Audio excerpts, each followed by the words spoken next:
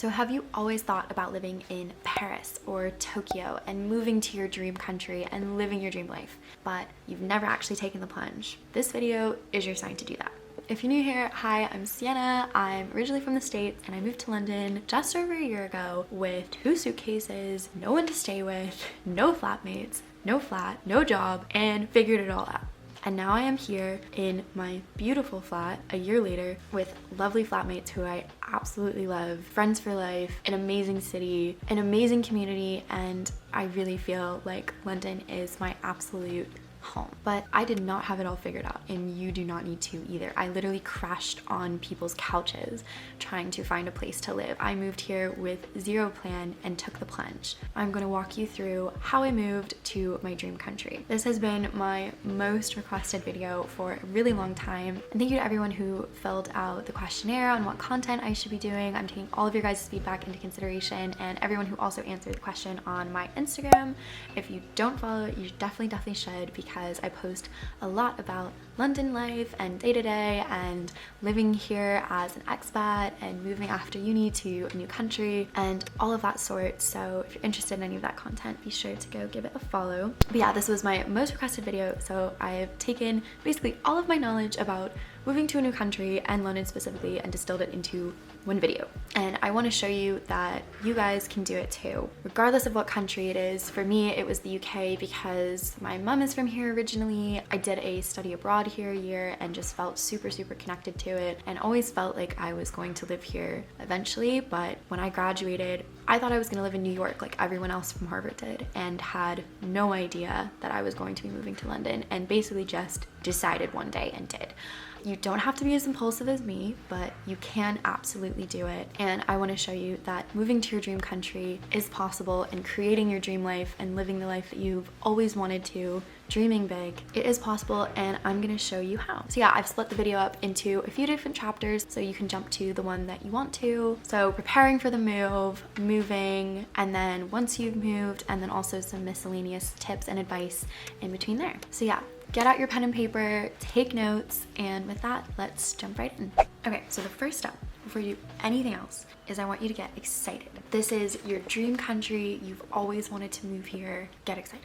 Do your research, vision board, create a Pinterest board of living in your dream country, exactly what your life is going to be like, where you want to live, how you want your day to look, your local coffee shop, what you're going to eat, where you're gonna grocery shop, what your friend group is gonna look like, where you're gonna go out, where you're gonna hang during the day, what outfits are you gonna wear. Vision board, the whole thing. Pinterest is amazing for this. I created like a Sienna in London vision board of exactly what I wanted my life to look like, where I wanted to be in a year, and crazy enough, here I am a year later, about to enter Sienna in London season 2, and my life looks pretty much exactly how I imagined it, which is crazy. I have amazing friends, I have amazing flatmates, I have my dream flat in London, I have amazing communities in the city, places I go to every day, I'm exploring, I'm so comfortable, I love it here, I feel so settled. Get excited about it. It's an exciting thing moving to a new country. It's definitely scary as well, but lean into the excitement of it.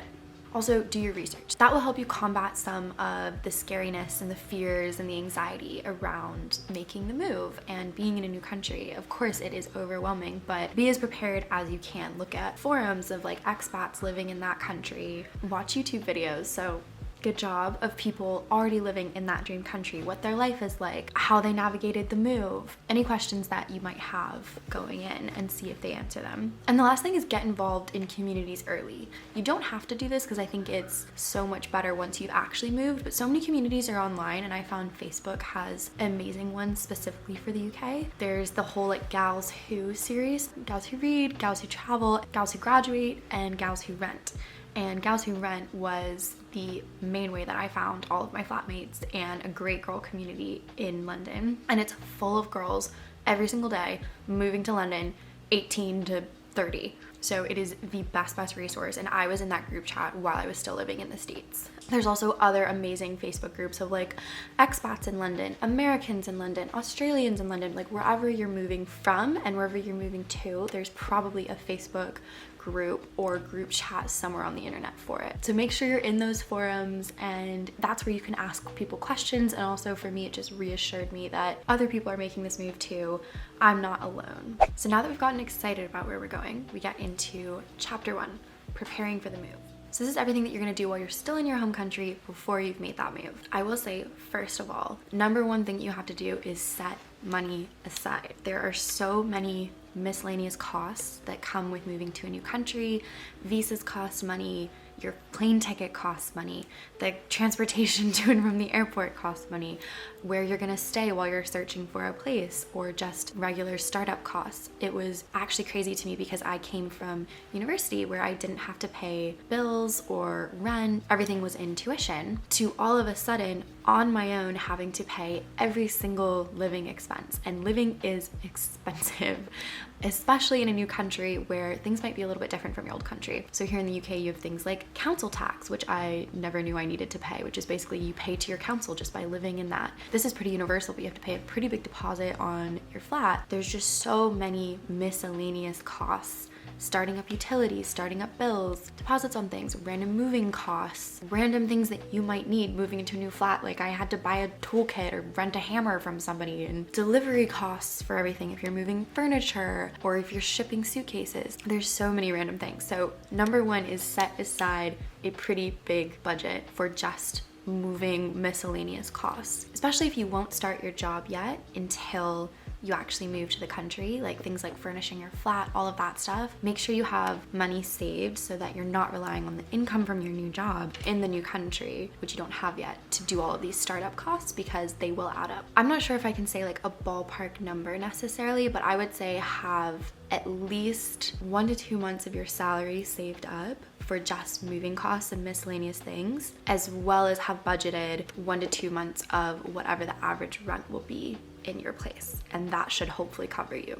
But it's always good to have more saved than less. Step 2 of preparing for the move: visas, work permits, passports, the whole shebang. So make sure that you can actually legally move to the country that you're moving to. Luckily for me, I'm a UK citizen, so I didn't have to do any of the student visas when I was studying here or work visas living here. So I'm very fortunate, and I can't speak to this process personally, but from friends and flatmates and people that I do know, it is very possible, but start early. So I'll talk about if you want to move to the UK specifically. So there's usually 2 kinds of visas. There's student visas, which is if you're studying here, and then there's work visas if you want to work here. Student visa is if you're studying here doing an undergrad degree, a master's, any of those sort of things. You get a student visa, and then you can apply to what's called a graduate visa, which means that you have 2 years after you've completed like your study in the UK in which you can stay and search for a job. So you don't need a work visa immediately after graduating. This graduate visa will cover you for 2 years after you've finished some sort of degree in the UK. So I have a lot of friends that do that, which is really great. So if you're planning on studying here and then are worried about making the move after, that graduate visa is a really great thing to have, and your uni will probably help you apply for that and work that out. You'll want to do that ahead of graduating so that you have it lined up for after you graduate and you have that cushion in which to search for a job, and then that job, if you plan to stay in the UK, hopefully will take over your work visa. And then we have work visas. And I will say the biggest things are, do you have a job yet or no? If you have a job and your job is based in your home country, but they also have like an office, or you can work remotely from the new country, hopefully your job should be able to cover you and sponsor some sort of work visa. I would say the best case is to figure out a job first, because that job can sponsor your visa. In the UK, it's a skilled worker visa or a health and care worker visa if you're in the healthcare industry. If you want to move and you don't have a job figured out and you want to figure it out while you're here, which is definitely what a lot of people do. Again, specifically for the UK, there are a lot of different types of visas, and they're actually all on the gov.uk website, and they break them down between work visas and visas you can apply for if you don't have a job, which is super helpful. So go through those and see if any of them apply to you. I would say the 2 that would probably apply to the most of you would be either the youth mobility scheme, which lets you come if you're from certain countries, gives you a 2-year visa while you're like looking for work. If you're from Australia, Canada, New Zealand, Uruguay, or a few other countries. So look and see if you're eligible for that one. And other one is what's called a high potential individual visa, which basically means that they've delineated a certain number of universities that if you've graduated from within the last 5 years and gotten any degree from them, you can work in the UK and live in the UK for 2 years. So go to the government website if you're interested in that and see if your university qualifies. Basically, you just have to have gotten any degree from one of them in the last 5 years. For that specific visa, you do not need a job lined up.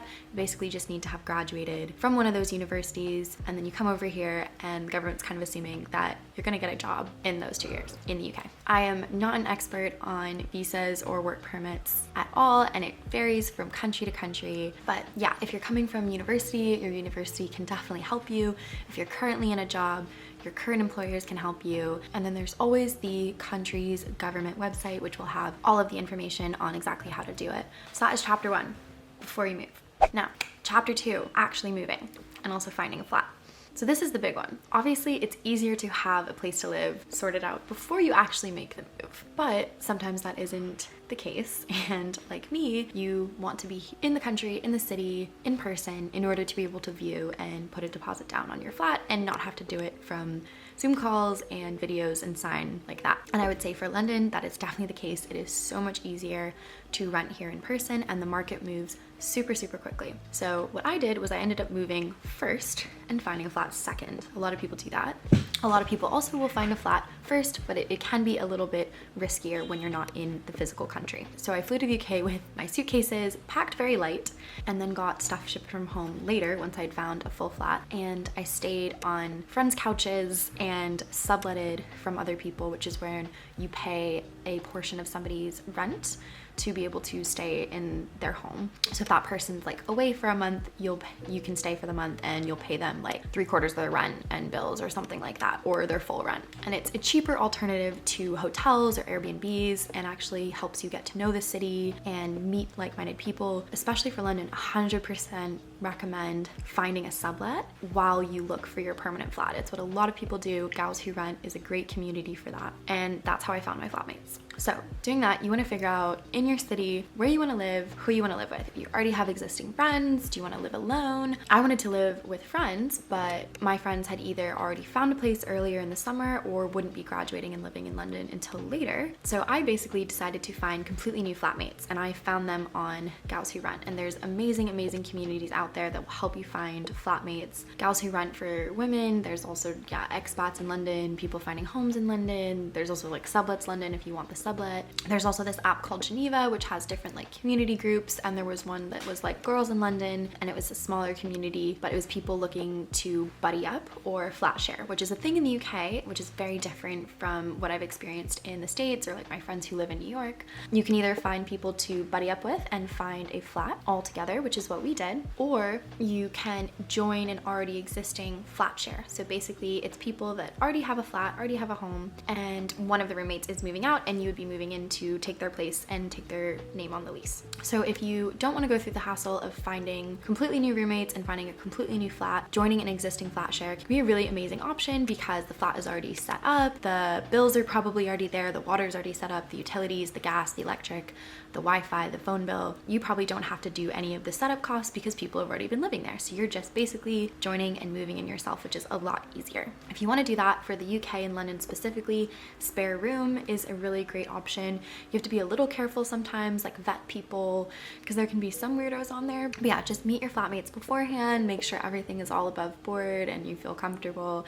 And I know people who have found amazing solutions through that. What I did, and which a lot of people do if you're moving to the UK specifically and you're trying to find your own flat, is go flat hunting. And this is a whole other process, which I can make an entirely new video on for London specifically. But if you're moving to a new country, I'm assuming it would be the same in that country, finding a place to live. So for the UK, the biggest sites to do that are Rightmove and Zoopla. There's other ones as well, there's like smaller ones, but these are the two biggest ones. And renting in the UK was a very different process to what I knew from my friends renting in the States and in other countries. So just make sure you know the rules about renting in the country that you're going to. I learned a lot through Gals Who Rent and just the entire process. So do your research, be as kind to yourself as you can. Renting and finding a flat is very frustrating at times and very tiring. I was looking for 2 months straight, literally, because I was looking at a very peak time, which for the UK is August, September, because it's when everyone goes back to uni. And I was looking at the worst time where I would email an agent, which you should never do. You should call the agent because they're never going to reply to your email. I would email an agent or call an agent the night before and be like, hi, can I go view this, flat that just came on the market like an hour ago? Can I go view it tomorrow at 10 a.m.? And they're like, yeah, sure. And then they'd call me at 9 and be like, we just had a viewing at 9 and they've put in an offer already and it's been accepted. Like, done. So you have to move very quickly. I will say the UK market moves incredibly quickly. Sometimes you can come, find a flat, do a viewing, put an offer down, have that accepted, have your holding deposit, and then move in all within the space of like 5 days to a week, which is crazy. So it's not months and months in advance. Once you're here and you're viewing flats, you should be ready to move basically at a moment's notice. So yeah, the process for me was that I would find flats that I liked on these sites, and they'll be different for the country that you're interested in. Probably call the agent or the agency, ask to have a viewing, set that up, but then also give them my details so that if they find anything that's in my price range and budget and similar number of bedrooms and the location in which I want to live, they will call me, which is actually how I found the flat that I'm currently in. It wasn't even on that market yet, but I had been viewing a flat before with that agent, and she called me up and said, actually, I know the one that we viewed didn't work out. I just found a great flat. It's your budget, it's your number of bedrooms, it's the location you want. It's not on the market yet. Do you want to view it? And I was like, yes. And she called me up because she had my details. I swear almost every agent in London had my number at some point. So make sure that the agents have your contact details, because that is a great way that if a flat comes on the market, you are the first person that they call. Once you do a viewing, you can decide to put down an offer, which is what we did. So you have to have certain things ready for that. So make sure your passport is handy, your tax documents, like your proof of income. You might need to have a guarantor if you don't make above a certain amount, because in the UK you need to be able to make, I think, all together with your flatmates 2 to 2.5 times the yearly rent in annual income. So if you're just out of uni, that can be a little bit difficult, but the more people you have in a flat, usually the better. But a guarantor can be somebody like a parent or a relative, somebody who earns like maybe a little bit more than you, that lives in that country, and that can basically say that you are good for rent. Have that paperwork handy, because you won't need that for the offer specifically. The offer is just like your contact details, the amount of rent, your personal details, your salary, where you work, how much the monthly rent is. But all of that paperwork does come pretty soon after. But if your offer is accepted, you will put down what's called a holding deposit, which basically means that they can't do any more viewings or accept any more offers because you have put down this holding deposit. And then all of your paperwork is checked, your right to rent, so that's where your work visa or your passport would need to be submitted so they can make sure that you can legally live and work in the UK or whatever country that you're in. And then if that all goes through, then you put down an official deposit, the flat is yours, you pay the first 6 months rent, and you get the keys and you're good. Sometimes you might have to put an offer down just based on a video, and you might not be able to view the flat in person. I wouldn't recommend this personally. I know friends who have done this and had great success, but it is just better to be there in person. If you physically have to have a flat before you move to the country and you can't be in the new country at all to view, having a video might be okay. You can also, if you know anyone at all, ask them to view on your behalf. I have friends who have asked me to do that for them when they're moving to London. They don't know anyone except me, which is good just so somebody can see it in person, because a lot of times videos can be deceiving. So just make sure if possible you're seeing in person. If not, it's not uncommon to put an offer down with just a video, but I would personally view the flat before signing officially a contract. Okay, amazing. So we've researched, we found a flat, we've moved to the country. Now chapter 3 is all admin. So this is basically everything that you do once you've moved to the country and you're getting your life set up. So admin for me took forever. So start early as you can, even before you move if you can. But most of this will be done once you actually move. So this is things like setting up your Wi-Fi, setting up all of your bills, your gas, your heating, your electric, getting a phone plan, getting a bank account, registering with the local doctor, registering a tax number, getting national insurance, like all of that stuff. It takes forever, and it's very different for every single country. And there's a lot of things in the UK, like getting a national insurance number, registering with the NHS, registering to vote, that I didn't have to do before in the States. Because a lot of that stuff, other than like registering to vote, is kind of just done automatically. It'll be different depending on which country you're moving to, but for the UK, the way that I did it, I realized there's a bit of a chicken and an egg problem. So in order to rent a flat, you usually actually need a UK address, and you need a UK bank account, and you need a phone number. In order to get a phone plan, you do need a bank account. In order to get a bank account, you need a phone number, and also usually a place of residence. So when you're trying to do all of these things at once, which is what I was trying to do, you have a bit of chicken and egg problem because you need one to get the other. The way I circumnavigated this, and you can too, is get a temporary pay-as-you-go cheap SIM in the meantime that just gives you a phone number and a bit of data, just so you have a number in your country. Then use that to get a bank account. Banks usually need a proof of address, like a signed tenancy form or a initial utility bill, which you won't have until you have your first flat. So what I did was get an online bank account which doesn't need a proof of address. So there's Monzo, Revolut, Starling, also in the UK. A lot of those are very global as well. Use your temporary phone number, get that bank account set up, and then you at least have a bank account, and these are reputable. Use that to get a permanent phone plan, so you have a permanent phone plan in the country that you're living in, and then you have those things basically handled, and then use that phone number and that bank account in order to rent a flat, put down your deposits, all of that stuff. And then once you're currently living in your flat, that is when you could then switch your bank account if you wanted to a more established one. So in the UK, there's things like Barclays and Santander.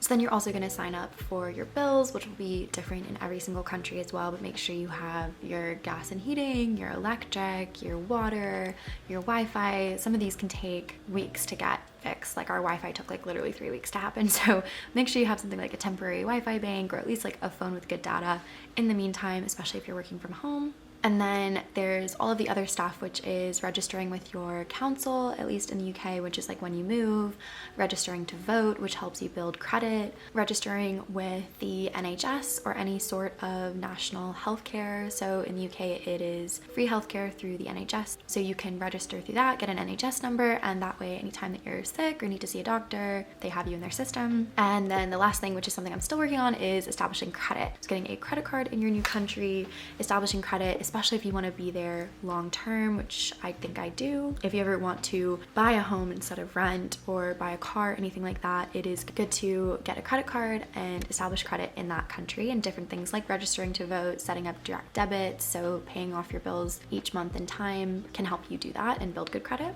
So yeah, all the admin stuff, it'll be different for every country. It usually takes a really long time, so start early. There were things that I was still fixing. I still felt like I was settling in, even like, not gonna lie, I still feel like I'm settling in, and it's been a year. There's certain things that will just take time, and it'll take you a little bit to get accustomed culturally and all of those things to your new country, but making sure that you have the basics done will really help you feel more settled. Which leads us to chapter 4, which is settling in, making friends, adjusting to life in your new country. So if you're working, hopefully you'll make friends with your coworkers, be in the office every day. There's a big culture, at least in the UK, about going out to like post-work drinks. Like everyone I know is really good friends with their coworkers, like they go out with them. It's really quite fun. If you're like me and you don't have coworkers, or your job is maybe a little bit different and you work remotely, you're gonna have to be a little bit more creative. So communities like Gals Who Sweat, Gals Who Travel, Gals Who Read, Gals Who Graduate, Gals Who Rent, amazing in the UK. All of these Facebook groups, Girls in London, on Geneva, there's so many different groups, and there will be for your country specifically. Everyone in those groups are in the exact same boat as you, and there's people talking all the time about, hey, I just moved, I'm lonely, I don't have friends, like, does anyone want to go get brunch on Saturday? You literally see there'll be dozens of comments from girls being like, oh my gosh, I just moved too, or oh, I'm from that same area, like, would love to go do that with you. So everyone is so friendly, and there's so many people in your situation, so you just have to find them and just be really like open. You might have to step a bit outside of your comfort zone. Everyone, trust me, is in the same boat as you. There's also the app Clicks, which actually my friend runs, but it's in the States and in the UK, and I think some other countries, which lets you like swipe on different events that you want to go to. That has been super helpful. So it'll be like Hot Girl Walk Club, and let's go running in the park on Saturday, and a weekly book club where you can just show up as a person who doesn't know anyone, and everyone there is there by themselves. So it's a great way to meet friends in a new city. You can join a local gym or fitness group and get involved. I found FS8, which is this Pilates studio in London, and it is my favorite community ever. I love all the instructors and the people, and everyone's so friendly, and I feel like that has been a big part in making me feel settled and like I have a community. So get involved in your gym, go to classes, just say hi to people, become kind of like a local or regular in certain places. Maybe it's a coffee shop, maybe it is a gym, maybe it's a library or bookstore where you just talk to people that work there and become kind of a regular. It'll help you meet people also with similar interests. So everyone at Pilates is very into fitness and wellness, and working women in their early 20s, and it's really, really fun to find that like-minded community. Also, like signing up to volunteer, run groups like Gymshark or Pure Sport. There's a bunch of different ones in London, and I'm sure there will be in your country as well. Also, sign up for events. Like if you see a local farmers market happening, if you see this local fitness studio is putting on a free workout class, maybe there's a free screening of something, just go to events and say hi to people, step outside of your comfort zone a little bit, but introduce yourself, say you just moved here. People are normally really, really friendly and want to help people who are just settling into their city, especially if they love their city. I love when people are like, hey, I just moved to London, and I'm like, oh my gosh, let me tell you how amazing it is and everything that you have to do.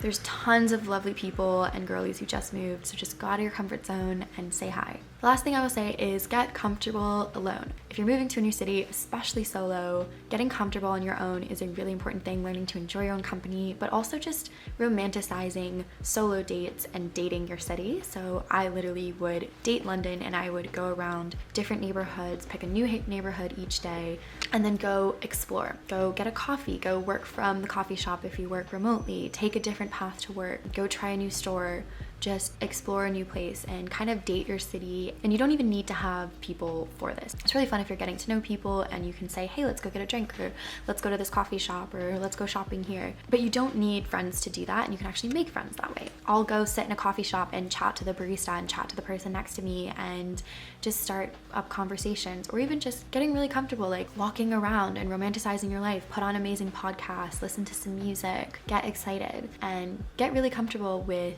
dating your city and taking yourself out on dates in your city and really getting excited about living there. And the people that you can share those moments with will come. I still do this all the time. I spend most of my day-to-day alone, actually, because like my friends, my boyfriend, like they're all working during the day in offices, and I'm working from home. So I'll go to cafes, I'll go to coffee shops, I'll go explore somewhere by myself. Like I get really comfortable being in London alone and getting to know the city, and just walking as well. Like walking is the best way to figure out your city and all of the transport routes and all of that stuff. And then the last thing I'll say is just some miscellaneous stuff. I'm sure I've forgotten so much, so if you have any questions, drop them in the comments below. I will be sure to answer them in detail, and I can also do a part 2 video. I know a lot of you guys on my Instagram were asking questions about homesickness and being lonely and missing family. That's so valid. I definitely go through moments where I'm like, wow, I live literally 5,000 miles away from my family and everyone that I went to university with, and basically my whole life that was back in the States. But it is also crazy because I think everyone has a different definition of homesickness. For me, I miss my family. Definitely. My parents just came and visited. I'm going home for Christmas. Like I make sure to plan visits to see them. So I always know FaceTime is your best friend. But in many ways, home for me is in the physical places. It isn't actually even the States anymore. In so many ways and every way, it has become London. I land at Heathrow and I'm like, I'm home. When I say I'm going home, I mean my flat, and I mean to my flatmates. London has become, I just get this rush of excitement and warmth whenever I come back here. And it's like coming home every time. I don't know when exactly that shift happened. I think for me, coming here for a year during university, having my mom be from here, I definitely have some sort of connection to the place. When I moved to London, I literally didn't know anyone and kind of had to make my own way, and it wasn't home initially, but then I became comfortable and my favorite people were here. And when my parents were visiting, I was like, I'm so excited to show you my home. I'm so excited to show you my city, my place, my friends, my flat. I kind of took ownership of it, and I think that's how in many ways you can combat the homesickness, is just being like, this is mine. Like for so many of us, I'm sure we're used to living at home with family, or we're used to the comfort of university and being in a dorm, or maybe you have lived on your own for a little while and maybe you're way more independent. But moving to a new city, it can be scary, but there's something so sacred about it being just yours. It's like, this is my city, this is my new country, this is my new home now. And really taking ownership in that and pride in that and throwing yourself into it, that's the best way that I can describe it. So yeah, this was definitely a longer video, but thank you so much for tuning in all the way. If you did, I really hope this helped get you excited about the prospect of moving to a new country or moving to the UK or London. Please come join. It is the best thing in the world.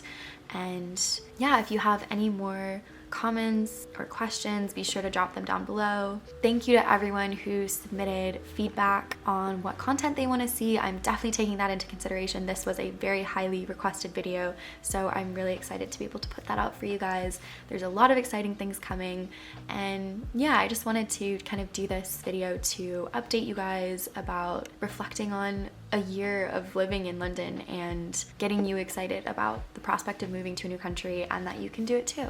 I love you guys lots, and I will see you in the next video.